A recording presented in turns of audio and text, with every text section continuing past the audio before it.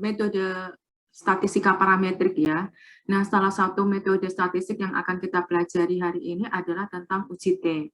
Ini materi yang sangat dasar ya dari statistika parametrik.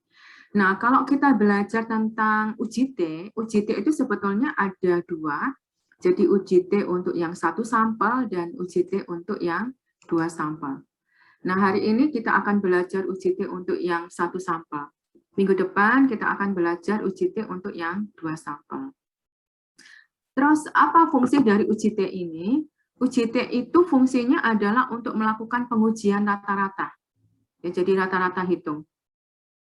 Jadi nanti kalau mahasiswa misalnya punya rata-rata hitung gitu ya, kita akan bandingkan ya dengan yang ada di populasi. Nah, itu kita bisa menggunakan UJT ini. Jadi yang dibandingkan itu adalah rata-rata hitung. Ingat ya, jadi 2 minggu yang lalu saya sudah sampaikan bahwa sebetulnya konsep dari parametrik itu adalah, yang akan kita lihat itu adalah nilai rata-ratanya. Nah, terus kapan kita bisa menggunakan UJT ini? UJT ini digunakan kalau sampelnya kecil. Nah, batasannya sampel kecil itu berapa? Dikatakan sampelnya kecil itu jika N-nya kurang atau sama dengan 30. Tapi ada buku yang mengatakan bahwa sampel kecil itu jika kurang dari 30. Semua valid ya, jadi dua-duanya bisa dipakai. Nah, itu ya, jadi kalau misalnya Anda punya ngambil sampel, ternyata besar sampelnya 30 ya, atau 29 gitu ya. Nah, mahasiswa bisa menggunakan UJT ini. Ya, asal distribusi datanya normal ya. Nah, baik, ini sekarang apa saja di dalam UJT satu sampel ini yang harus Anda kuasai? Nah, ada 3. Jadi, pertama, mahasiswa harus bisa menemukan batas kritis ya, atau nilai kritis. Nah, yang kedua, bagaimana mahasiswa harus bisa menguji ya UJT-nya. Nah, ini nanti akan saya berikan rumusnya. Ya, rumusnya tinggal pakai aja. Ya, kita nggak usah bingung-bingung. Ya, dari mana ini rumusnya nggak usah. Ya, jadi cukup rumus yang sudah ada kita pakai. Ya. Nah, baru yang ketiga nanti kita akan mencoba belajar bagaimana cara menemukan nilai P. Nah, kita masuk di pokok bahasan pertama tentang nilai kritis ya dari distribusi T. Pada saat kita ingin melihat nilai kritis dari sebuah distribusi T, itu kita membutuhkan informasi tentang level of significance, ya alfanya. Ya, ini kita harus tahu. Ya. Yang kedua adalah kita harus mendapat informasi tentang degree of freedom. Rumus dari degree of freedom itu adalah N dikurangi 1. Ya, rumusnya degree of freedom itu adalah N dikurangi 1. Ya, kalau di buku bahasa Indonesia, degree of freedom itu diterjemahkan di dalam derajat bebas. Itu sama ya, jadi artinya itu degree of freedom ya, DF ini. Nah, sekarang apa artinya degree of freedom? Degree of freedom itu adalah sebuah nilai data, itu bebas bervariasi, tetapi variasinya itu dibatasi N dikurangi 1. Nah, itu ya, jadi kalau kita menentukan nilai kritis, ditentukan oleh alfa, ditentukan oleh degree of freedom. Nah, ada satu lagi, ditentukan oleh uji hipotesis statistiknya. Ya, jadi uji hipotesisnya.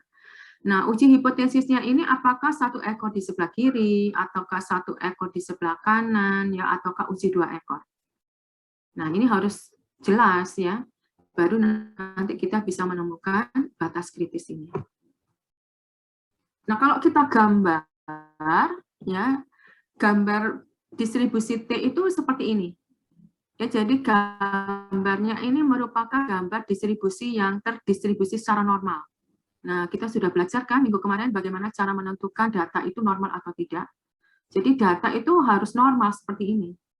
Ya, kalau nggak seperti ini, nggak normal gitu ya, nggak boleh kita menggunakan UJT. Ya, jadi syaratnya itu distribusi data harus diketahui, ya, harus normal. Nah, ini adalah distribusi T. Ya. Nah, apa bedanya dengan distribusi set? Ya, distribusi set itu juga distribusi yang normal gitu ya. Nah, terus apa bedanya? Distribusi set itu dia di sini aja. Distribusi set itu dia lebih mesokurtosis. Ya. Masih ingat ya, dulu semester 2 dulu ya, ada lepto, ini lepto ya. Lepto itu agak runcing ya. Jadi distribusi T itu dia distribusi normal, tetapi dia agak lepto ya. Jadi agak meruncing ya, agak kurus ya. Kenapa kok seperti itu bentuknya? Kok beda dengan distribusi Z-nya yang mesokurtosis ya? Jadi mesokurtosis itu tidak terlalu runcing, tapi juga tidak terlalu datar gitu ya. Nah, ini karena sampelnya kecil ya. Kalau distribusi T itu sampelnya kecil, makanya dia bentuk distribusinya dia lebih lepto. Ya. Nah, ada juga kan bentuk distribusi yang platikurtosis. Nah, itu benar-benar landai gitu ya. Ini sama-sama distribusi datanya normal. Jadi kalau saya tarik garis di tengah, nah itu rata-ratanya adalah sama dengan 0. Nah, ini oke ya, ini udah tahu ya. Ini sekedar pengetahuan lagi ya, tambahan ya. Sebetulnya sudah mahasiswa dapatkan di semester 2 dulu. Nah, jadi distribusi T adalah sebuah distribusi yang normal ya, bentuknya lebih leptokurtosis ya. Nah, gambar nomor 1 ini yang di atas ini ya, ini adalah distribusi T tapi untuk uji 1 ekor. Nah, ini 1 ekor ke kanan. Jadi batasnya ini, nah ini batasnya ini ya. Ini yang merupakan batas kritis. Jadi yang warna biru ini yang saya gambar ini merupakan batas kritis. Ya, ini batas kritis. Ini yang disebut sebagai T0. Ya, tabel distribusi T ya, makanya disingkat dengan T0 ya, tabel distribusi T. Nah, jadi T0 itu tadi ditentukan oleh apa? Ditentukan oleh alfa ya, ditentukan oleh degree of freedom gitu ya. Terus ditentukan oleh uji hipotesis statistiknya, uji hipotesisnya. Apakah uji 1 ekor ataukah uji 2 ekor ya. Hipotesis ya, hipotesis. Ini nggak bisa nulis ya, nulisnya jelek. Nah, jadi itu ceritanya. Nah, ini yang merah ini untuk uji 1 ekor di kanan. Yang nomor 2 ini, gambar yang di tengah ini untuk uji 1 ekor di sebelah kiri ya. Terus yang di bawah ini untuk uji yang 2 ekor. Nah, terus yang perlu diperhatikan lagi bahwa yang warna putih ini ya, ini batas kritis. Yang warna putih ini masuk kriteria H0 diterima. Nah, ini H0 diterima. Aduh, nggak bisa nulis. Ini H0 diterima. Nah, yang di luar batas kritis ini H0 ditolak. Ya. Yang warna putih ini juga H0 diterima ya. Yang warna merah ini H0 ditolak. Ya. Nah, yang di tengah-tengah ini H0 diterima. Nanti yang warna merah ini adalah H0 ditolak. Nah, itu uji hipotesisnya. Ya. Oke, ini udah tahu ya. Nah, yuk sekarang kita coba lihat, coba dibuka ya tabel distribusi T-nya. Nah, jadi kalau mau lihat tabel, itu nama filenya sih sudah saya tulis distribusi T ya, jadi tolong dibuka aja. Tapi bisa saja saya salah menulis nama ya, jadi supaya tidak salah, informasinya itu dibaca. Ya, biasanya ada di atas tabel atau di bawah tabel. Nah, tulisannya adalah tabel distribusi T atau T distribution ya. Sudah menemukan ya, semua file sudah saya kirim loh ya. Nah, oke, ini sekarang coba ya dengan melihat tabel distribusi T, kita coba lihat menentukan batas kritis. Temukan nilai kritis ya atau batas kritis ya T0 ya, maksudnya T tabel untuk uji 1 ekor di sebelah kiri. Nah, ini uji 1 ekor di sebelah kiri. Nah, ini. Ya, ini. Nah, yang di sebelah kiri. Kalau alfanya, nah ini informasinya, kalau alfanya 1% ya atau 0,01, terus degree of freedom-nya ini N-nya 18, berarti degree of freedom-nya 18 dikurangi 1. Ya, nih. Ya, 17. Nah, terus yang ketiga itu adalah hipotesis ujinya. Ya, jadi hipotesis ujinya adalah uji 1 ekor di sebelah kiri. Ya, berarti nanti yang tanda yang merah ini yang di sebelah kiri. Nah, cara melihatnya, Kalau sudah terbuka tabel distribusi T-nya, nah, kolom paling kiri itu menunjukkan degree of freedom. Itu ada 1, ya terus gitu ya, sampai 30. Nah, tapi tabel yang saya berikan itu sudah lebih dari 30. Ya, jadi ada 120. Nah, gitu ya. Ya, tapi tengah-tengahnya ini kosong juga, ya. 30 terus baru berapa gitu ya, terus langsung 120.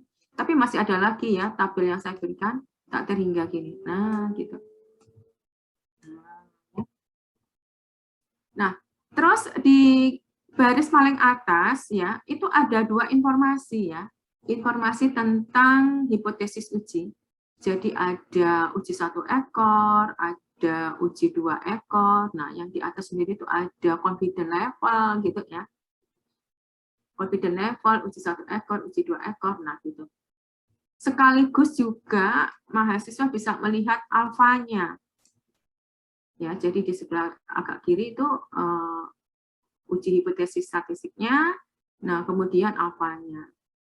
Nah, jadi nanti alfa 0,01 itu di sini, di baris ini, ya cara melihatnya bersamaan ya dengan uji hipotesisnya. Jadi 0,01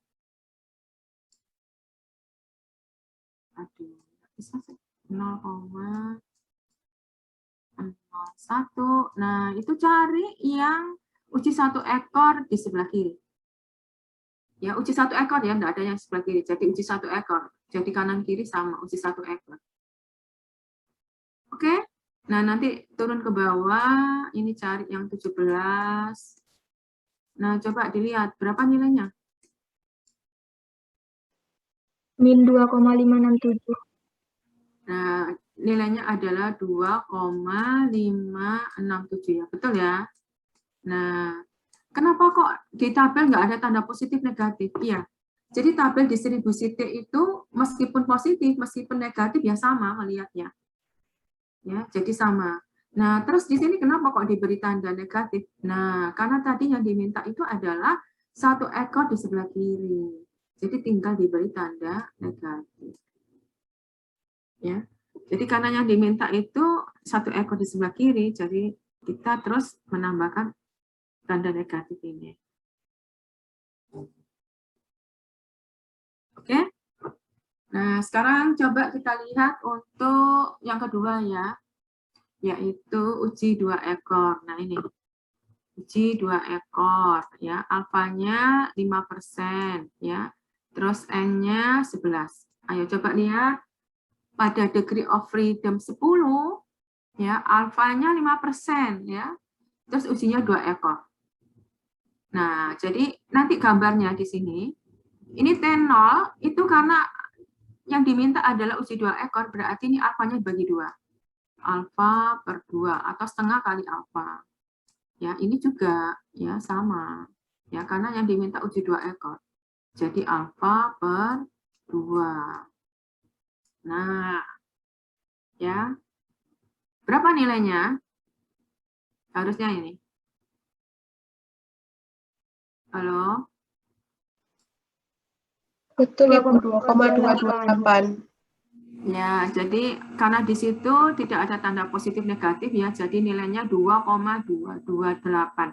Nah, yang diminta karena uji 2 ekor berarti tinggal ditambah tanda positif dan negatif. Ya, jadi plus minus ya. Ini T0 ini yang di sini ini adalah positif 2,228. Nah, yang bertanda negatif ini sama dengan negatif ya karena sebelah kiri 2,228. Nah, gitu. Ya. Nah, udah oke ya, udah bisa ya. Jadi menentukan batas kritis pokok bahasan pertama udah selesai ya. Jadi udah bisa ya. Oke, nah ini sekarang pokok bahasan yang kedua bagaimana menguji uji T-nya. Rumusnya apa? Rumus uji T itu ini. Untuk yang satu sampel. Nah, jadi X bar dikurangi dengan mu per standar deviasi per akar N. Dengan degree of freedom N dikurangi 1. Jadi X bar ini adalah rata-rata hitung yang ada di sampel. Dikurangi dengan mu, ini adalah rata-rata hitung yang ada di populasi. Ya, jadi di populasi harus diketahui. Kalau di populasi tidak diketahui, nggak bisa dihitung. Ya, ini syaratnya ya. Per standar deviasi. Nah, ini S ini menunjukkan standar deviasi yang ada di sampel. Ya, per akar N ini berapa nanti? Ya, apakah 29 ataukah 30 ya ataukah 15? Nah, itu nanti kita tinggal masukkan di sini. Nah, yang perlu diperhatikan ya ketika kita menggunakan UJT ini ya, kapan ya kita menggunakan UJT ya? Nah, kalau standar deviasi yang di populasi tidak diketahui. Jadi meskipun sampelnya itu besar misalnya, ya 120 gitu ya. Nah, kita juga bisa menggunakan UJT asalkan standar deviasi yang di populasi ini tidak diketahui. Nah, makanya karena tidak diketahui, sebagai gantinya kita menghitung dari standar deviasi yang ada di sampel. Ya. Jadi sebagai gantinya kita hitung standar deviasi yang ada di sampel. Nah, makanya tadi saya bilang ini, jadi tabel yang saya berikan itu ada 120. Padahal tadi saya sudah menjelaskan sampel T itu, uji T itu digunakan kalau sampelnya kecil gitu ya. Kapan sampelnya kecil itu? Kurang dari 30 atau kurang atau sama dengan 30. Nah, di tabelnya kok 120? Nah, itu tadi saya sudah jelaskan.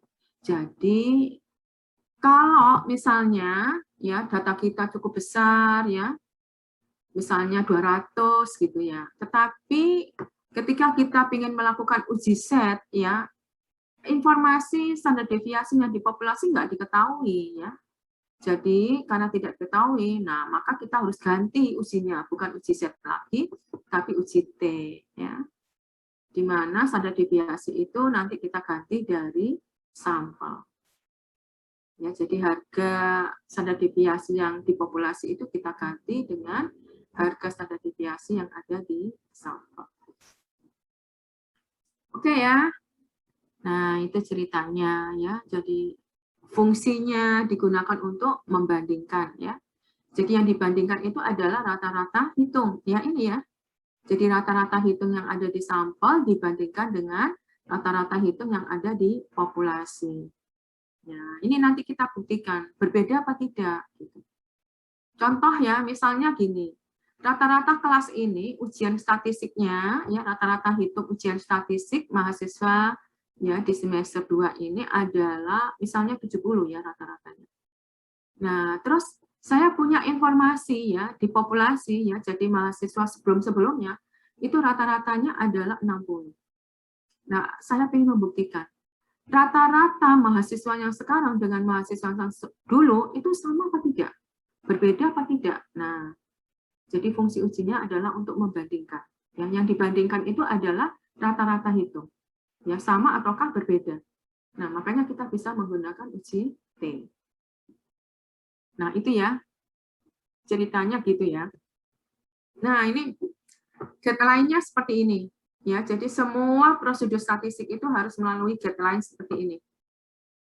Jadi pertama nanti kita harus buat hipotesis statistik. Yang kedua menentukan batas kritis ya atau nilai kritis. Ya, dengan ditentukan oleh alpha, degree of freedom, menggunakan tabel. Nah, baru yang ketiga menghitung uji statistiknya dan yang keempat adalah kesimpulan. Nah, udah ini ya 1 2 3 yang belakang. Oke, nah ini coba ini sekarang kita langsung latihan. Sebuah industri ya, dia tuh mengklaim. Jadi ada industri dia mengatakan bahwa rata-rata pH air sungai yang di dekat perusahaannya itu adalah 6,8.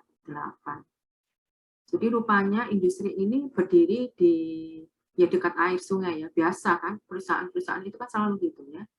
Supaya membuang limbahnya itu gampang, enak. Nah, terus dia mengklaim bahwa rata-rata pH air sungai itu 6,8.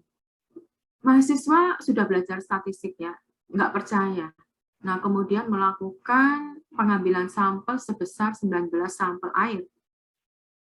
Nah, dari 19 sampel air itu masing-masing diukur pH-nya. Berapa pH-nya ini? Nah, setelah ketemu, terus dihitung ya rata-rata hitungnya. Nah, rata-rata hitungnya 6,7. Standar deviasinya 0,24.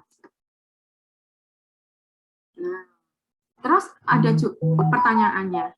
Adakah cukup bukti untuk menolak apa yang sudah diklaimkan oleh pihak perusahaan pada alfa 0,05? Diasumsikan distribusi data normal. Nah, itu.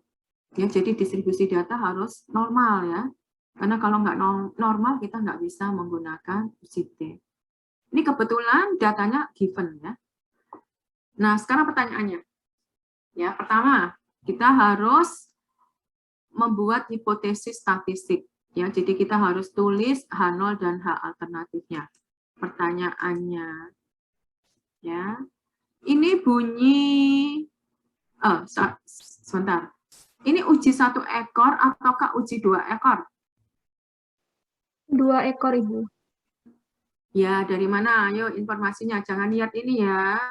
Nah, ini contohan ini. Ini nanti kalau ujian enggak ada contohan seperti ini. Ya, jadi informasi ini enggak ada.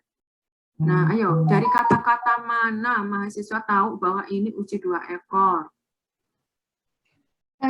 Kalau menurut saya itu pasti Ibu 6,8. Soalnya kan kalau untuk yang 1 ekor itu kan kurang dari sama lebih dari. Harusnya ada kata more than misalnya. Tapi kalau itu kan nggak ada. Ya, betul. Jadi, oke. Sekarang pertanyaan saya lagi. Ini berarti uji 2 ekor ya. Oke, jadi ini dari kata-kata ini is ya, adalah ya, sama dengan ya. Oke. Sekarang pertanyaan saya lagi. Ini bunyi H0 atau bunyi H alternatif?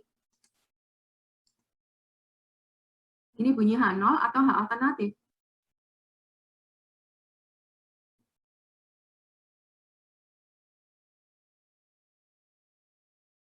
H0, Ibu. Ya, betul, H0 ya. Nah, coba sekarang ditulis. Sekarang pertanyaan saya lagi. Uji T itu dilakukan, fungsi ujinya itu adalah untuk melihat apa? Untuk membandingkan apa? Fungsinya tadi untuk membandingkan. Yang dibandingkan itu apa? Rata-rata, Ibu.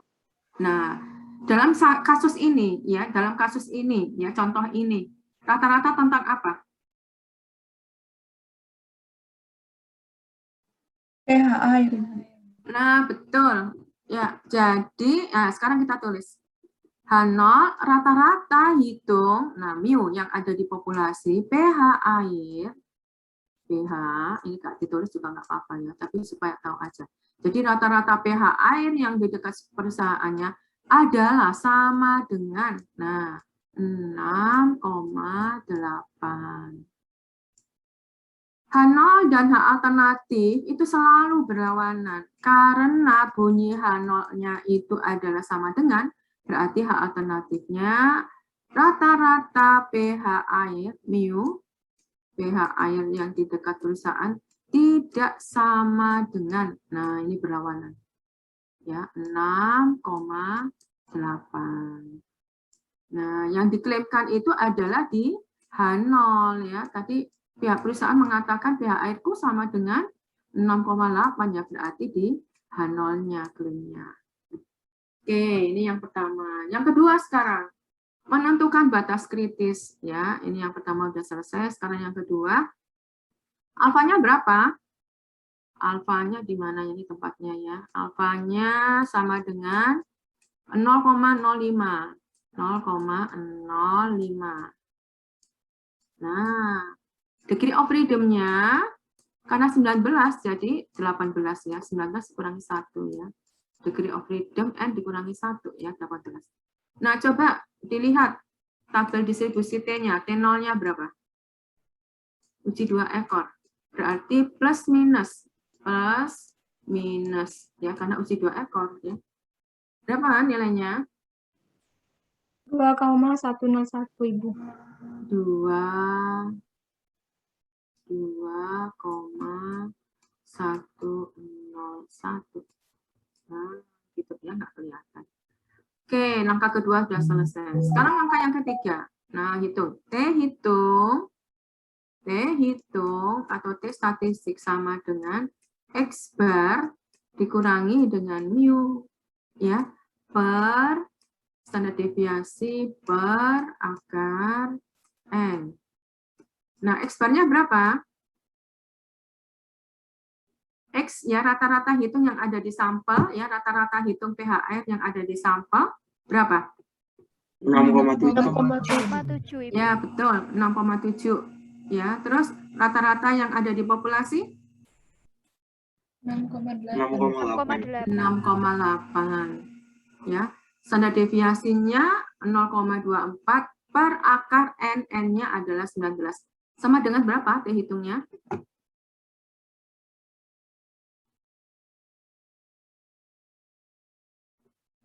Ini kalau ditulis ini ya. Minus 1,82. Ya, negatif 1,82. Nah, berarti langkah pertama sudah selesai, ya uji hipotesis statistik, ya, terus menentukan batas kritis sudah selesai, ya, terus T hitungnya juga sudah selesai. Ini tadi T hitung T0-nya, ya. Nah, ini T hitungnya. Nah, sekarang yang keempat, menyimpulkan.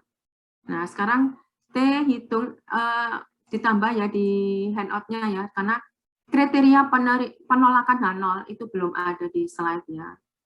Jadi T hitung dibandingkan dengan T tabel, T0. Ya, T0 itu adalah T tabel. T hitungnya negatif 1,82. T0-nya, karena di sini negatif ya, T hitungnya kita cari yang T tabelnya negatif.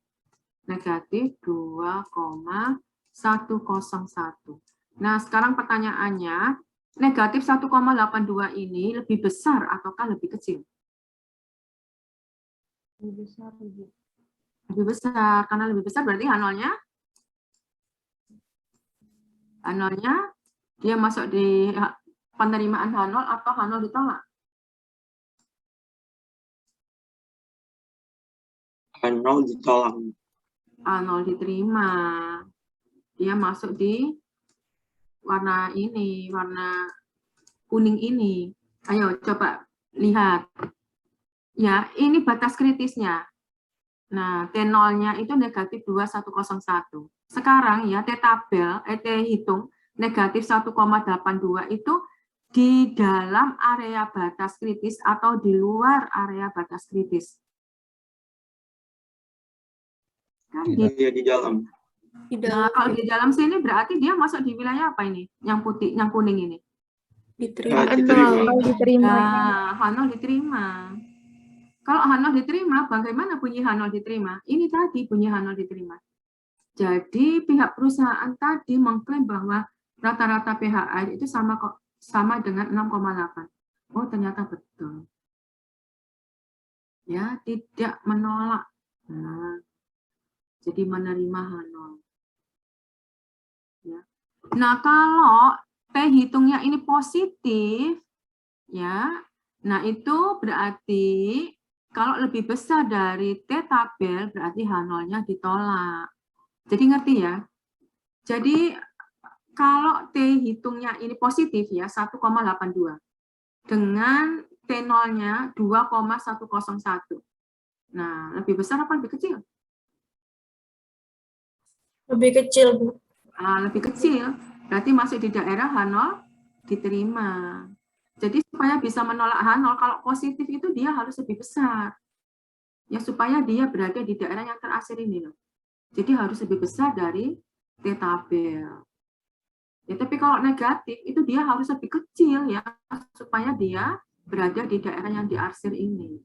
Ya, di luar batas kritis. Nah, jadi gitu ya. Jadi kalau negatif itu dia harus lebih kecil, tapi kalau positif dia harus lebih besar.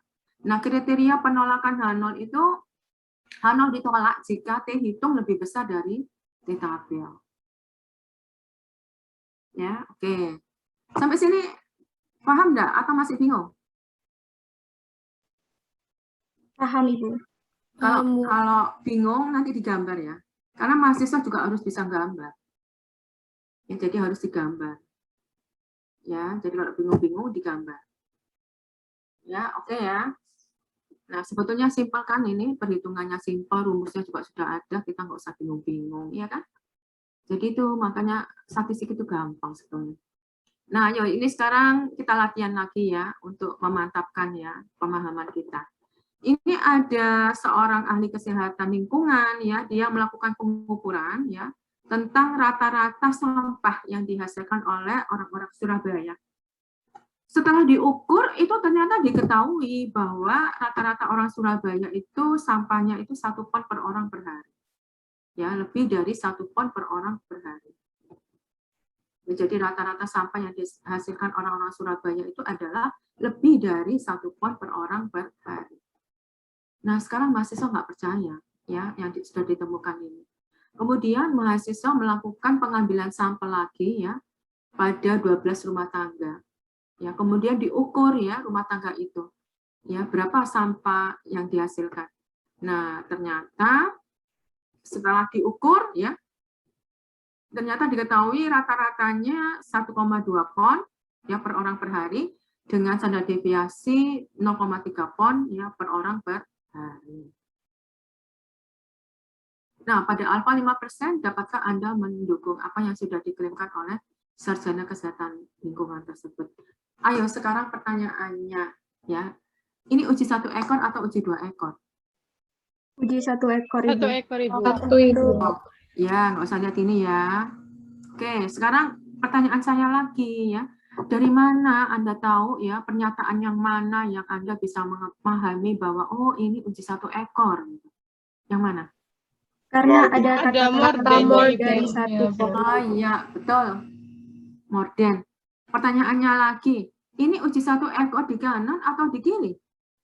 Di kanan, Ibu. Kanan, Ibu.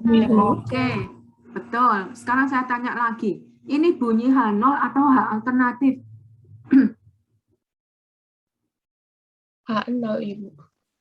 Ayo, HA, Ibu. HA. H Alternatif. alternatif. Nah, coba sekarang ditulis.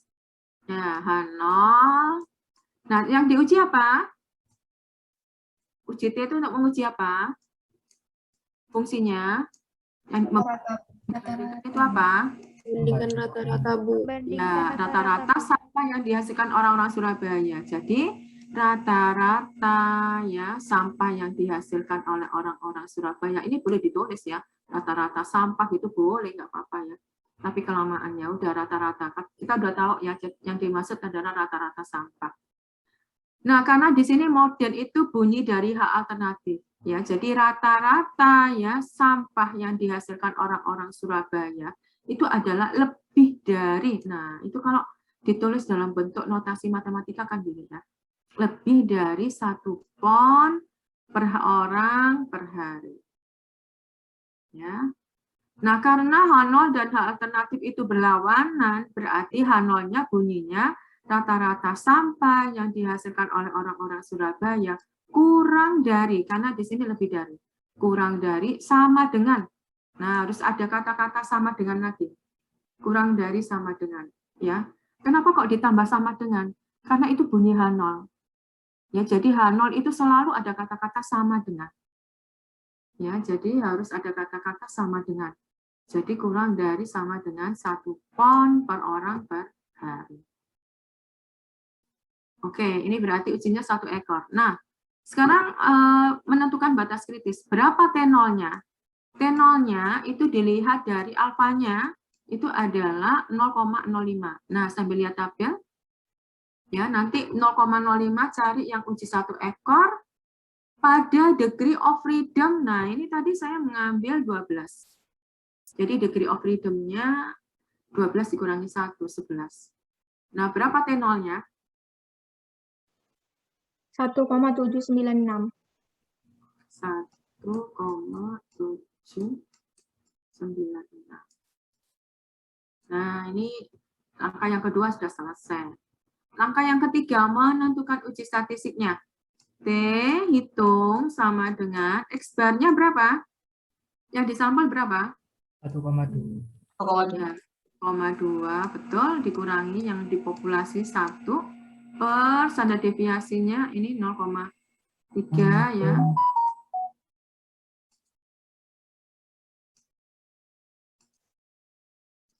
(0,3) per akar N ya, akar N-nya itu 12. Nah, berapa nilainya? Kita lihat ya.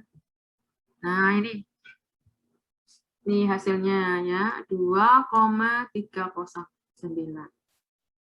Itu tadi, oh ya udah betul ya, temanmu udah lihat tadi ya, 1,796. Ya karena di sebelah kanan ya, berarti positif ya, 1,796. Nah, ini tadi penentuan hipotesis statistiknya ya. Ini ya, kurang dari sama dengan ya. Ini lebih dari. Nah, oke. Nah, sudah selesai kan? Ini sekarang yang keempat. Yang keempat itu membandingkan ya, keempat. Nah, yuk keempat. T hitung dengan T tabel T0. T hitungnya 2,309 dibandingkan dengan tabel 1,796. Pertanyaannya, T hitung lebih besar atau lebih kecil? Lebih besar.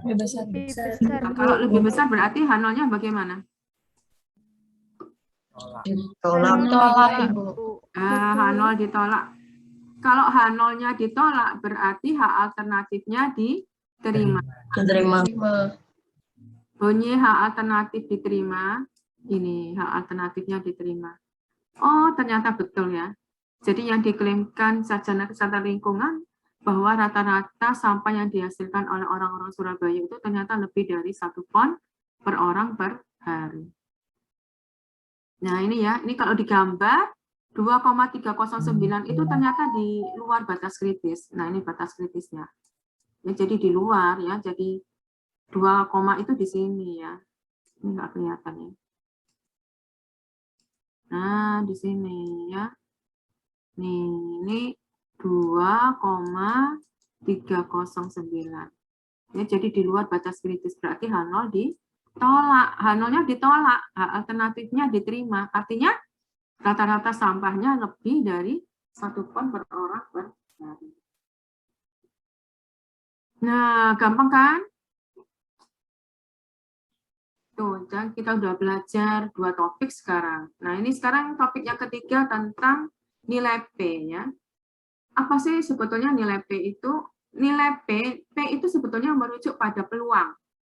Ya, probabilitas ya. Jadi kalau di bahasa Indonesia kan adalah peluang ya, nilai peluang ya. Nah, apa sebetulnya definisi dari nilai peluang? Nilai peluang dari sebuah uji hipotesis itu adalah peluang yang berisi nilai yang berasal dari sampel. Jadi nilai yang kita kumpulkan dari sampel itu, di mana nilai itu nilainya sangat-sangat ekstrim. Jadi yang kita lihat ya, nilai yang ada di sampel itu nilainya sangat-sangat ekstrim. Nah, itu disebut sebagai nilai P. Ya, nilai P value. Ya, nilainya yang sangat-sangat ekstrim. Nah, nilai P ini saya tidak memberikan secara manual karena kalau kita mencoba menghitung itu membutuhkan ya prosedurnya lama, panjang ya, panjang sekali ya. Nah, jadi makanya saya tidak memberikan bagaimana cara melakukan perhitungan secara manual. Nah, tapi kalau nanti kita berhubungan dengan software, karena kita nanti kan pasti nggak akan menghitung ya. Kalau skripsi itu kan selalu menggunakan komputer ya, terus menggunakan software tertentu ya. Nah, di software-software statistik apapun ya, itu selalu ya nilai P itu dimunculkan. Ya, jadi dihitung, udah terhitung. Jadi kita nggak perlu bingung-bingung sudah. Ya, nah sekarang masalahnya bagaimana cara melihatnya. Nah, untuk melihat nilai P itu kita cukup membandingkan dengan alfanya. Ya, jadi alfa kita berapa? Nah, itu cukup dibandingkan itu aja. Ya.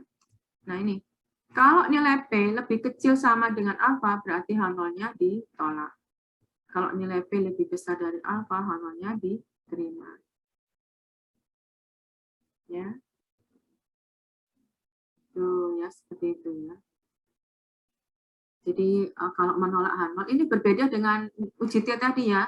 Kalau T hitung lebih besar dari T tabel, Nah, yang positif ya, jadi T hitungnya positif, berarti H0-nya ditolak. Ya, jadi berlawanan. Tapi kalau nilai P ini harus lebih kecil ya, supaya bisa menolak H0. Tapi kalau ini T hitung harus lebih besar ya, supaya bisa menolak H0. Ya, artinya apa? Artinya kalau digambar, ya bentuk distribusinya itu, nah dia itu berada di luar batas kritis. Nah, maksudnya gitu ya. Jadi dia berada di luar batas kritis. Kalau di dalam batas kritis ini dia menerima H0. Oke. Nah, coba ini contoh. Temukan ya kalau nilai P-nya itu 0,0749. Alfanya 0,05. Nah, sudah, ini tinggal dibandingkan aja. Ya, ini tinggal dibandingkan. Nah, ini karena 0,0749 itu lebih besar dari alfa, nah berarti H0-nya diterima ya. Gagal menolak ya, berarti diterima. Contoh lagi nih, misalnya nilai P 0,0246. Kalau alfanya 0,05. Nah, ini kita bandingkan. Ya, 0,0246 lebih besar ataukah lebih kecil dari 0,05? Nah, karena lebih besar ya. 0,02, oh lebih kecil ya, 0,02 dengan 0,05 lebih kecil. Nah, ini sudah ada. Jadi H0-nya ditolak. Nah, tapi kalau yang di sebelah kanan ini ya, nih. Nah, ini ternyata lebih besar ya, 0,02, 0,01 ya, lebih besar berarti H0-nya diterima. Nah, sudah selesai. Ya, kita nggak usah bingung-bingung gitu ya, cukup dibandingkan saja. Ya, jadi kalau nilai P itu harus lebih kecil ya supaya bisa menolak H0. Tapi kalau nilai T hitung itu harus lebih besar ya supaya bisa menolak H0. Udah selesai. Nah, ini contoh ya, tapi saya sudah berikan solusinya ya.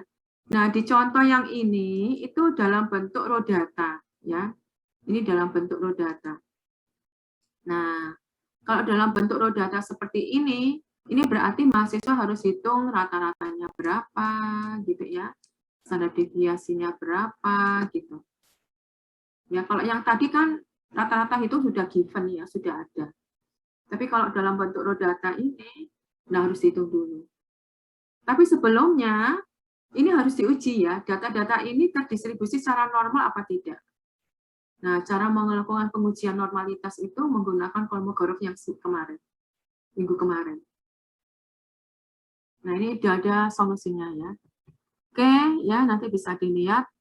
Nah, ini nanti bisa jadi tugas ya. Tugas yang kedua, ya tugas yang pertama yang minggu kemarin. Nah, ini tugas yang kedua, nanti ngumpulinnya jadi satu aja. Ya, jadi tugas-tugasnya dijadikan satu aja. Nah, ini bentuk raw data, jadi tetap nanti harus dihitung rata-ratanya berapa, standar deviasinya berapa, ya. Terus distribusi datanya normal apa tidak, nah itu harus dihitung. Ya. Kalau tidak normal bagaimana? Ya selesai, udah, nggak bisa dilanjutkan. Tapi kalau normal harus dilanjutkan. Ya, oke ya. Nah, ini nanti jadi tugas di handout sudah ada. Jadi nggak usah bingung. Ya, ini saya stop. Oke. Saya beri kesempatan 1 menit dulu ya sebelum saya berlanjut ke materi yang selanjutnya.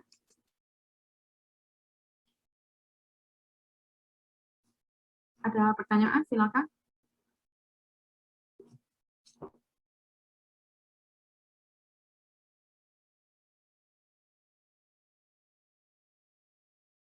Ibu, saya izin bertanya. Ya, boleh. Itu untuk yang nilai T hitung, itu boleh negatif, Pak Ibu? Apa harus positif? Oh iya, harus tergantung dari pada saat kita menghitung ya. Jadi nilainya itu tidak selalu positif, bisa negatif. Tapi tidak selalu negatif juga, bisa positif. Jadi nilai T hitung itu bisa positif, bisa negatif. Oh ya, baik Ibu, terima kasih. Ya, sama-sama. Ada lagi? Permisi Bu, izin bertanya. Untuk Iya. yang total tadi kan itu ya, tabelnya itu ada 2 plus minus. Nah itu Iya. penulisannya bagaimana ya Bu? Untuk membandingkan dengan T hitung, kayak persamaannya itu. Nah, makanya, jadi nanti dia hitungnya hasilnya positif atau negatif. Kalau hasilnya negatif seperti contoh tadi, maka cari T hitung yang negatif. Oh Jadi, iya, baik Bu. jadi membandingkannya dengan yang negatif. Karena kalau dibandingkan dengan yang positif, ya hasilnya lebih besar loh. Padahal sebetulnya kalau digambar, dia berada di area H0 diterima. Ya, makanya harus hati-hati ya. Jadi harus dilihat dulu, T hitungnya ini positif atau negatif. Ya, ujinya 1 ekor ataukah uji 2 ekor. Ya, baik. Terima kasih Bu. Ya, kalau misalnya ujinya 1 ekor ya, terus hasilnya kebetulan negatif gitu ya. Nah, sudah tabelnya di situ kan nggak ada positif negatif kan. Ya sudah, nanti tinggal ditambah negatif tabelnya. Ya, jadi kalau ujinya 1 ekor ya nanti tinggal ditambahi aja tabel T0-nya itu negatif. Nah, baru nanti dibandingkan. Kan contoh-contoh yang saya awal itu loh. Uji 1 ekor di sebelah kiri. Nah, karena di sebelah kiri, yang diminta sebelah kiri, berarti kita tinggal menambah tanda negatif. Ya. Halo? Halo? Saya kurang paham, Ibu. Hah? Saya kurang paham. Tabelnya itu kan tidak ada tanda positif, tanda negatif kan. Jadi kalau kita misalnya permintaannya itu 1 ekor di sebelah kiri, kan tinggal ditambahi tanda negatif. Halo? Iya, Ibu. Ya, Iya. Ya, Ibu. Nah, coba dilihat tadi loh, soal yang pertama tadi loh, cara menentukan batas kritis tadi loh. Ayo, coba dilihat itu. Tadi kan saya sudah sampaikan bahwa tabel itu tidak ada yang bertanda positif, tidak ada yang tanda negatif. Jadi semua sama. Nah, kalau saya menginginkan yang 1 ekor di sebelah kiri, nah berarti nanti nilainya dari tabel itu berapa, tinggal saya tambah tanda negatif. Oke? Halo? Paham, Ibu. ya Bu. Oke, ini sekarang seperti janji saya kemarin ya, jadi saya akan memberikan bagaimana cara melakukan penilaian homogenitas. Nah, ini membandingkan 2 varian ya. Jadi kalau ada 2 kelompok data ini variasi datanya ini sama atau tidak, homogen ataukah tidak. Nah, itu kita bisa, nah ini saat ini ya kita akan belajar.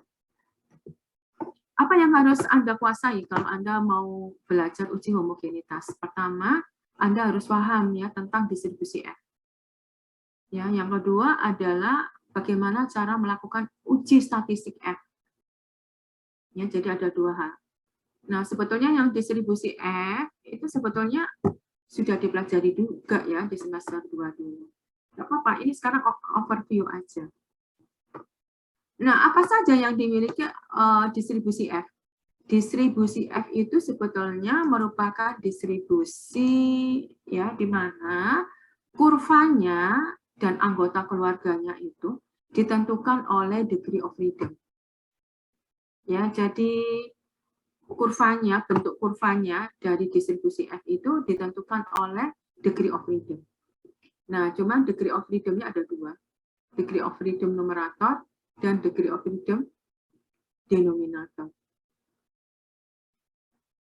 Itu yang dimiliki oleh distribusi F. Yang kedua, distribusi F itu miring, tapi miringnya ke kanan, ya positif, ya positif ke kanan, ya. Terus area di bawah distribusi F nilainya 1, ya sama dengan distribusi T kan, nilainya juga 1. Area di bawah kurva normal, distribusi T nilainya 1, ya. Nilai dari distribusi F selalu lebih besar atau sama dengan 0. Nilai dari distribusi F selalu ya lebih besar atau sama dengan 0. Kenapa kok seperti ini? Ya karena dia miring, ya, miringnya positif. Terus rata-rata hitung dari distribusi F ini diperkirakan sama dengan 1. Kalau distribusi normal, ya, distribusi T, nah itu tadi kan tabelnya nolnya itu kan di tengah. Jadi rata-ratanya adalah 0. Tapi kalau ini distribusi F, nah rata-ratanya diperkirakan 1.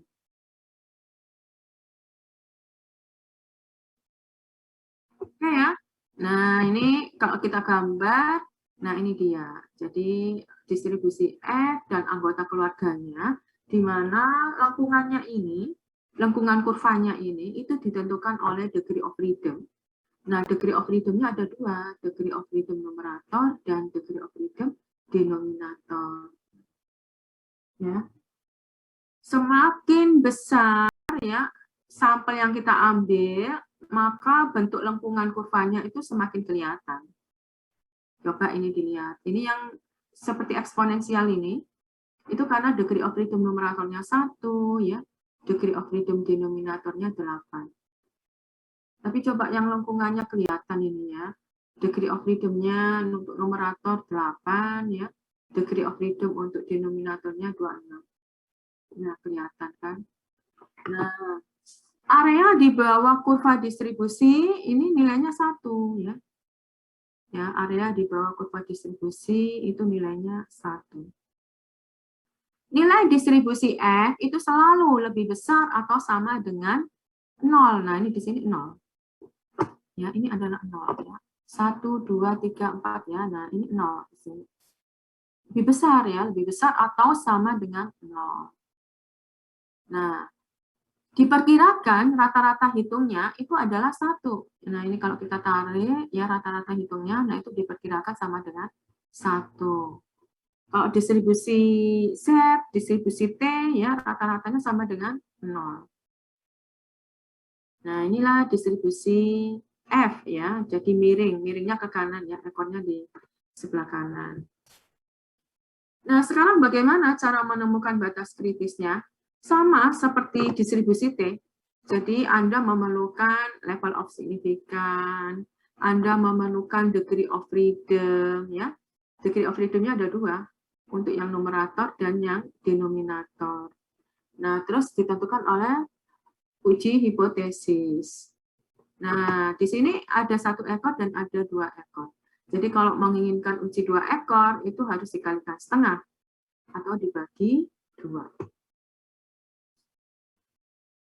Nah, ini sekarang kita coba lihat tabel distribusi F ya. Saya sudah berikan ya. Coba nanti sambil belajar.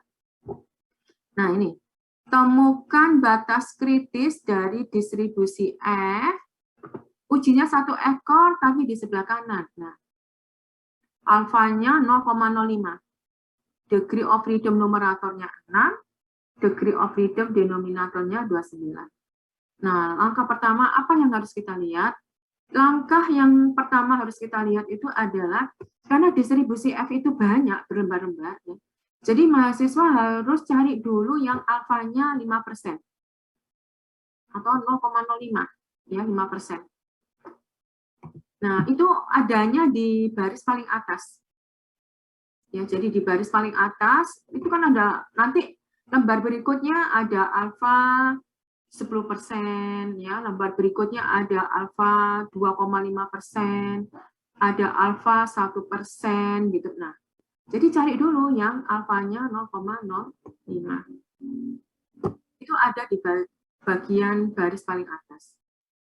Nah, kalau sudah di baris paling atas itu, di baris kedua ya, di atas itu ada informasi tentang degree of freedom, tetapi untuk yang numerator.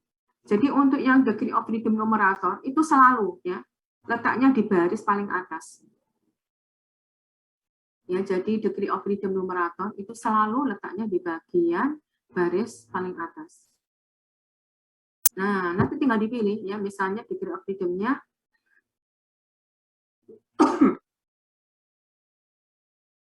6 ya.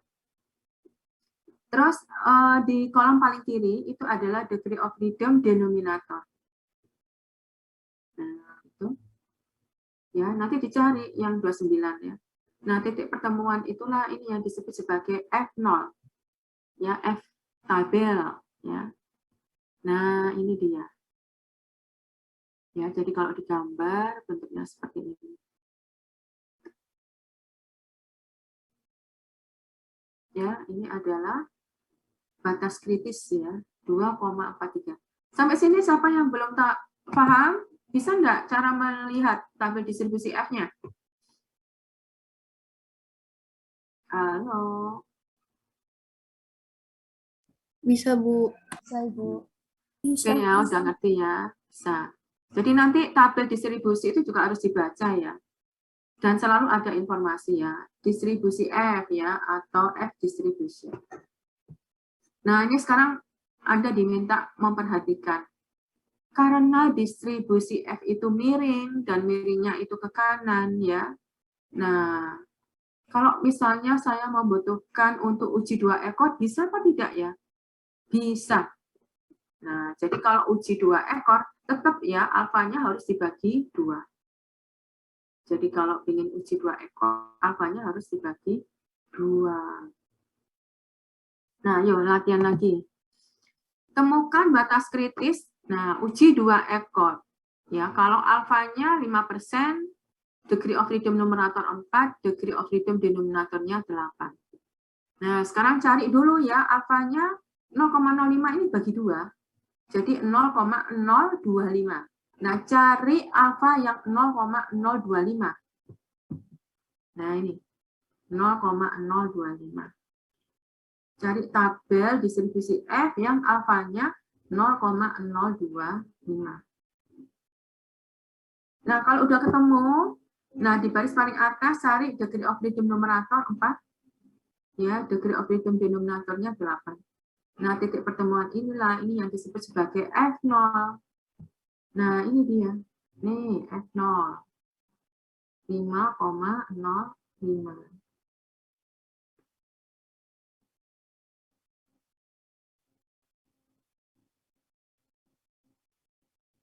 Halo? Bisa sampai sini? Bisa, Ibu. Bisa, Ibu. Kita lanjut ya. Nah, ini sekarang bagaimana cara melakukan uji F-nya ya untuk menghitung variasi data dari 2 kelompok sampel. Rumusnya bagaimana? Nah, ini rumusnya sederhana kan rumusnya. Ini loh. F hitung sama dengan variasi 1 dibagi dengan variasi 2. Atau standar deviasi 1 kuadrat per standar deviasi 2 kuadrat. Ya, standar deviasi kuadrat itu kan sama dengan varian ya. Jadi varian 1 dibagi dengan varian 2. Nah, tapi harus ada catatan ya.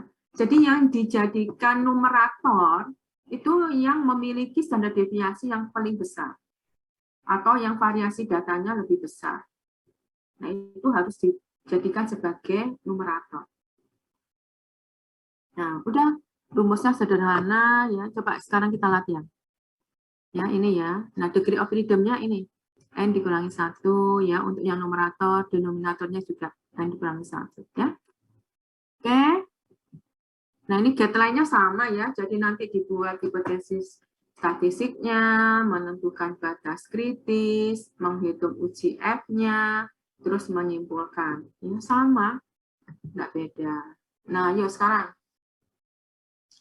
Seorang ahli gizi, dia itu ingin melihat ya apakah rata-rata konsumsi makanan orang-orang di kota A itu berbeda dibandingkan dengan orang-orang di kota B. Nah, kemudian mereka melakukan pengambilan sampel ya. Di kota A dia melakukan pengambilan sampel sebanyak 16. Ya, ternyata setelah dihitung ditemukan standar deviasinya 4,5. Ya. Sementara di kota B, nah itu diambil sampel sebesar 22 dan standar deviasinya 4,2. Pada alfa 5%, nah sekarang Anda diminta ya, apakah variasi datanya ini homogen, equal, atau variasi datanya unequal ya atau heterogen.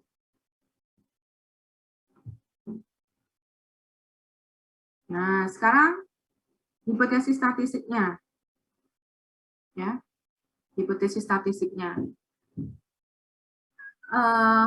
Pertanyaan saya yang pertama adalah, ini uji 1 ekor ataukah uji 2 ekor?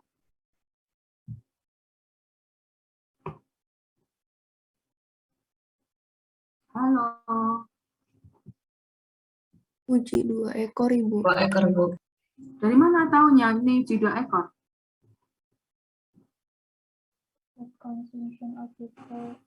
Halo? Halo? Nggak ada. Dari kata-kata mana Anda tahu ini uji 2 ekor? Dari kata different itu mungkin, Bu. Betul. Ini loh, different from, ya, berbeda dari. Nah, sekarang saya tanya lagi. Ini bunyi H0 ataukah H alternatifnya? Alternatif, Bu. Nah, betul. Jadi coba ditulis H0 sama dengan, nih H alternatifnya sama dengan, ya. Nah, sekarang saya tanya, ini saya sedang melakukan uji apa? Yang saya mau lihat ini tentang apanya? Kalau tadi uji T itu untuk membandingkan rata-rata hitung. Nah, kalau uji F ini untuk membandingkan apa? Standar deviasi mungkin, Ibu. Iya, betul. Nah, sekarang standar deviasi, ya, atau standar deviasi 1 kuadrat atau varian 1, ya. Nah, berbeda itu kan kalau dinotasikan itu kan bentuknya seperti ini. Ya, tidak sama dengan. Nah, standar deviasi di kota B. Ya, ini boleh ditulis B gitu boleh ya. Ini A atau 1, 2 gitu boleh ya. Nah, nih ya. Nah, H0 itu selalu berlawanan. Karena di sini tadi berbeda dari, nah ini berarti ya. Jadi yang diklaimkan itu di H0 atau di H alternatif ya? Kalau di soal ini. Di alternatif yang diklaim. Betul. Ini yang diklaimkan. Jadi ahli nutrisi tadi mengklaim ini ya.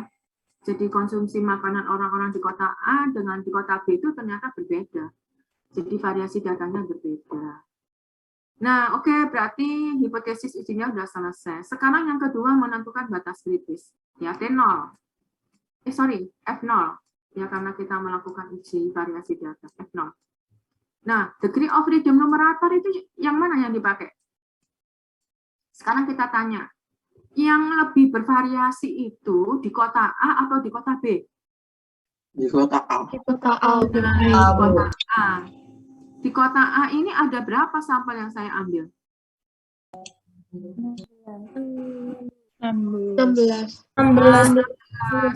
Nah, berarti karena lebih besar, berarti ini yang saya tempatkan sebagai degree of freedom numerator. Jadi 16 dikurangi 1, jadi 15. Nah, berarti yang degree of freedom denominatornya adalah yang 21. Ayo coba dilihat, ya F0-nya berapa ini? Harusnya ini 2,253. Ini F0.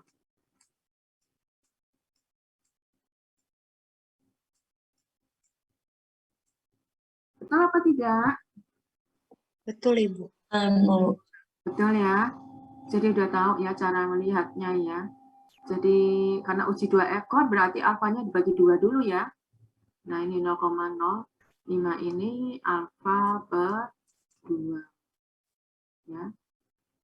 Oke, ini sekarang yang ketiga yaitu menguji uji F-nya.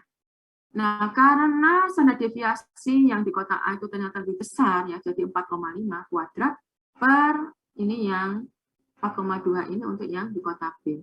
Nah, hasil F hitungnya adalah 1,148. Positif ya. Nah, F hitungnya adalah positif. Nah, sudah selesai ya. Ini sekarang kita simpulkan. Ayo, kita simpulkan. F hitung ya dengan F tabel. F0. F hitungnya 1,148. F nolnya 2,53. Pertanyaannya, 1,148 itu lebih besar ataukah lebih kecil? Lebih kecil. Kecil. Kecil. Nah, karena lebih kecil berarti H0-nya? Hah? Ditolak. Tolak. Diterima. Oh, sama dengan GT tadi loh. Kalau T0, T hitung lebih besar dari T tabel, H0-nya ditolak. F hitung lebih besar dari F tabel, H0-nya ditolak. Kalau F hitung lebih kecil dari F tabel, ya H0-nya diterima. Bagaimana bunyi H0 diterima? H0 diterima. Nah ini. Ya, jadi rata-rata konsumsi orang-orang di kota A dengan di kota B itu sama. Nah, ini berarti yang diklaimkan ahli nutrisi itu tidak sesuai, ya, belum sesuai. Tidak ada cukup bukti untuk mengklaim bahwa variannya itu adalah heterogen. Berarti homogen, ya, datanya homogen. Jadi variasi konsumsi makanan orang-orang di kota A itu ternyata sama, tidak berbeda. Nah, seperti itu. Jadi datanya homogen. Ya, jadi F hitung dengan F tabel dibandingkan. Kalau F hitung lebih besar dari F tabel, berarti H0-nya ditolak. T hitung dengan T tabel. Kalau T hitung lebih besar dari T tabel, H0-nya ditolak. Udah, nggak usah bingung. Jadi pokoknya harus lebih besar supaya bisa menolak H0. Kalau nggak bisa, digambar. Ya, digambar aja. Jadi 1,148 itu di dalam batas kritis atau di luar batas kritis. Kalau di dalam batas kritis itu kan sebetulnya di sini kan. Ini kan 1,148. Nah, karena di dalam batas kritis, nah ini berarti H0 diterima. Ya, halo? Sampai sini ngerti enggak? Halo? Iya, paham Ibu. Ya, Bu. Ya, gampang kan? Wes, nggak usah bingung. Ya, karena enggak ada sesuatu yang banyak yang harus dikuasai itu enggak, sedikit aja. Ya, cuma 2, 3 gitu toh kan. Jadi nggak usah bingung ya, gampang kok. Nah, ini. Nah, yuk kita coba lagi ini.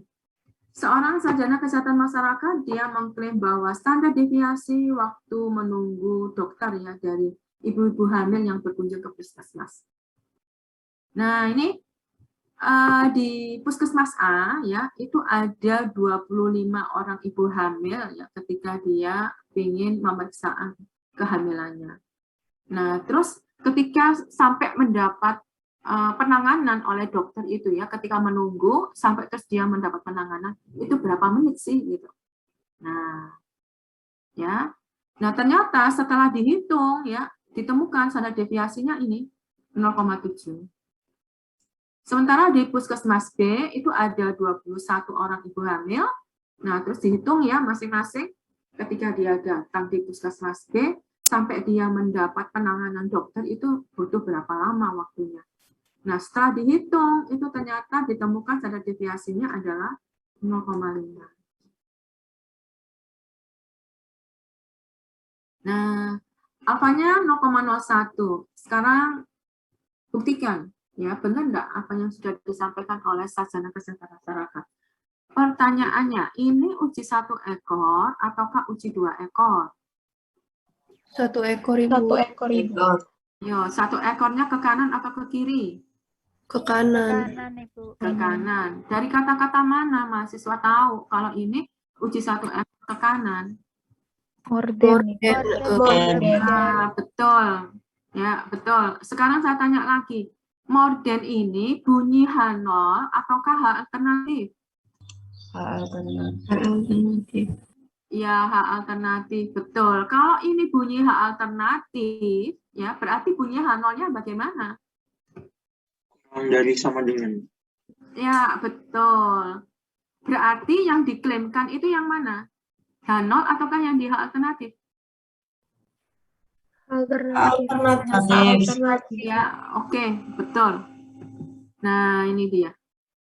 Jadi, ini uji statistiknya ya, hipotesis statistiknya. Yang saya ingin uji itu apa? Nah, saya ingin melihat standar deviasi atau variasinya, ya, variasi data. Nah, jadi di sini S ya. Nah, menurutnya seperti ini. Jadi, standar deviasi atau variasi menunggu dokter ya di puskesmas A itu ternyata lebih besar daripada variasi data waktu menunggu dokter di puskesmas B. Nah, ini yang diklaimkan.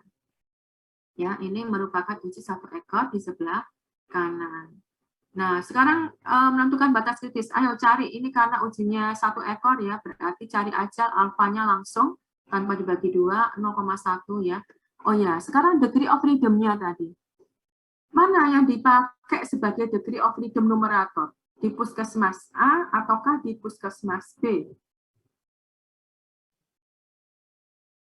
Yang dijadikan sebagai numerator. Nah, kenapa kok di puskesmas A? Karena standar deviasi Lebih besar. besar. Di puskesmas A berarti tadi kita melakukan pengambilan sampel sebanyak 25 ibu hamil. Berarti ini nanti kita tempatkan sebagai numerator. Ya, 25 dikurangi 1, 24. Ayo coba cari berapa nilai apa namanya? F0-nya, F tabelnya. Harusnya ini. 1,77 harusnya. Ini batasnya ini F0. F0 sama dengan 1,77. Bentar, Ibu. Ya. Benar, Ibu. Enggak. Betul ya, jadi ini batas kritis. Nah, sekarang kita hitung ya, F hitungnya ya, F statistiknya. Rumusnya tadi variasi 1 dibagi dengan variasi 2. Nah, variasi yang lebih besar itu tadi yang di puskesmas A. Ya, 0,7 standar deviasinya. Kuadrat per 0,5 kuadrat. Berarti F hitung atau F statistik 1,96. Oke, nah ini sekarang langkah yang keempat. Ya, F hitung kita bandingkan. F hitung dengan F tabel F0. F hitungnya 1,96. F tabelnya 1,77. Nah, sekarang pertanyaannya, F hitung ini lebih besar atau lebih kecil dari F tabel? Besar. Lebih Besar. Kalau lebih besar berarti H0-nya? Ditolak. Betul. H0 ditolak, berarti H alternatifnya diterima. Bagaimana bunyi H alternatif diterima? Nah, berarti kan ini. Nah, ternyata yang diklaimkan sarjana kesehatan masyarakat betul ya. Jadi variasi data di dua puskesmas itu berbeda ya pada saat ibu hamil memeriksakan kehamilannya. Jadi datanya apa kalau berbeda gini? Ini berarti datanya adalah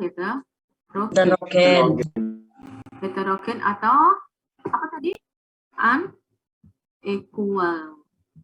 Ya, unequal ya. Ini loh tadi.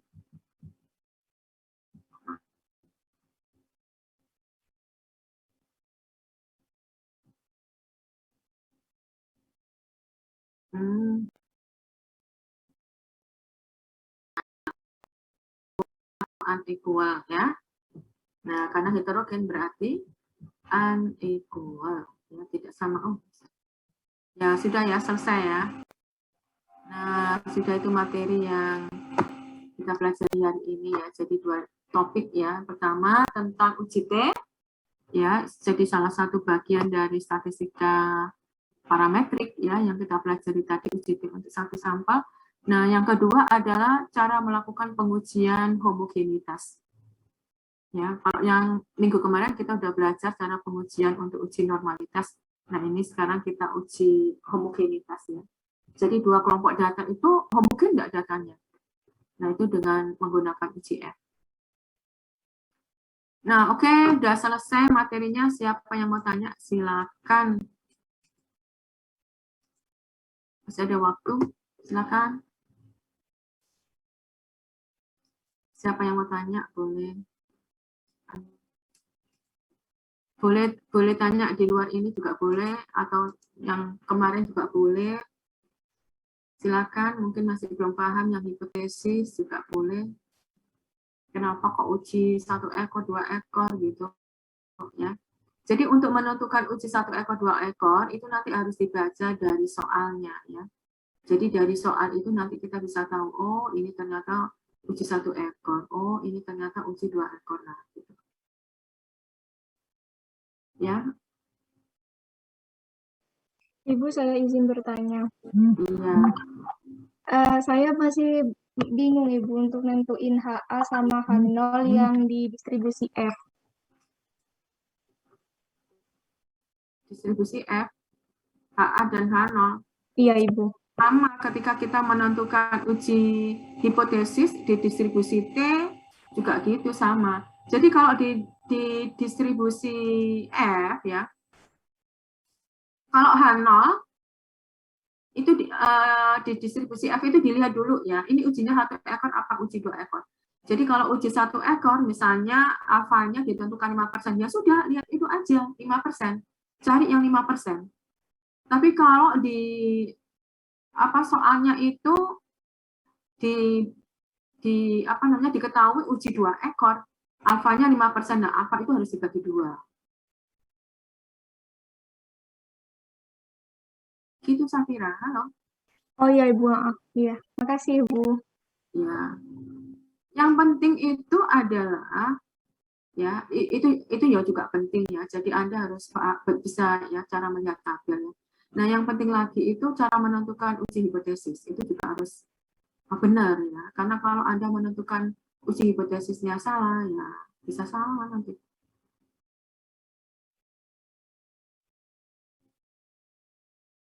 Oke, bisa ya cara menentukan uji hipotesisnya.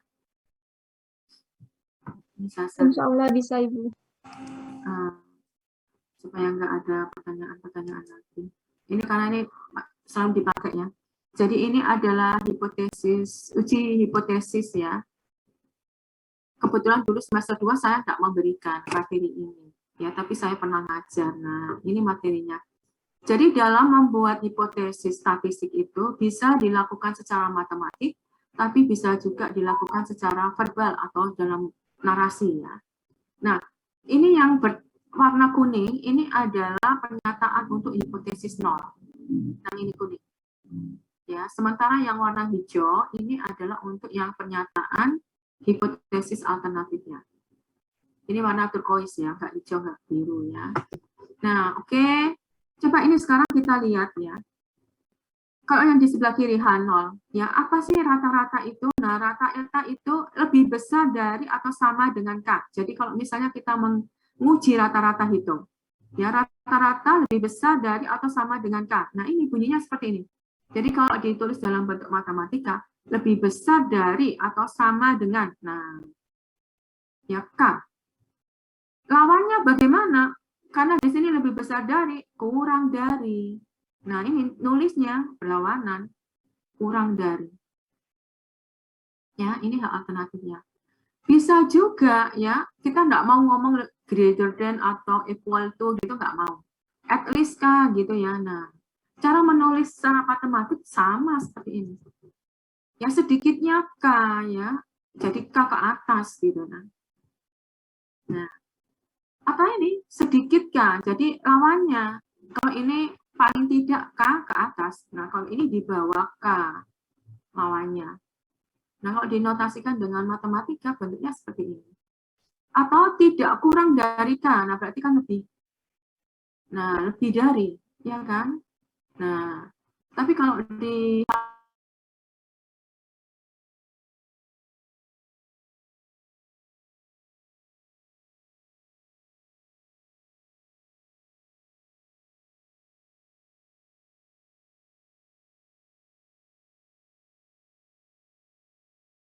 matematika, kurang dari sama dengan. Lawannya, ini karena kurang dari sama dengan, lebih besar. Nah, ini lebih besar. Atau paling banyak K. Nah, paling banyak K. Kurang sama dengan K, paling banyak K, nggak lebih. Nah, lawannya above, ya, lebih. Ya, lebih dari. Atau tidak lebih dari. Nah, tidak lebih dari. Nah, kalau lawannya lebih dari, ya, ini tidak lebih. Kalau ini lebih dari, ya. Nah, penulisan matematikanya sama. Nah, 2 ini untuk uji 1 ekor. Ya, jadi kalau ada tanda lebih kecil sama dengan, lebih kecil kurang dari, nah ini sudah 1 ekor. Nah, kalau uji 2 ekor, gampang ya. Rata-rata adalah sama dengan K. Nah, itu tadi. Lawannya tidak sama dengan. Nah, tidak sama dengan. Atau berbeda dari. Ya, atau ini pasti K. Atau pasti K. Ya, ini adalah K ya. Jadi is 6,8 itu tadi ya, rata-rata pH air adalah 6,8. Nah, itu adalah ya, adalah K ya. Jadi sama dengan K. Walah, ini tadi nggak ada. Ini kelihatan ya tadi ya. Saya kiri-kiri tadi. Nah, ini different from ya. Kalau pastikan, nah ini bukan K. Nah, jadi pernyataan-pernyataan ini di soal ini yang harus kita cari ya, seperti ini. Ini enggak perlu dihafal ya. Jadi cukup difahami aja, kan udah tahu kan. Pasti ngerti kok. Ya, kurang dari, lebih dari. Jadi kalau sudah ada kata-kata kurang dari, lebih dari, udah itu pasti bunyi uji 1 ekor. Oke? Nah, udah. Ya, sudah. Siapa yang mau tanya lagi? Silakan. Halo, silakan.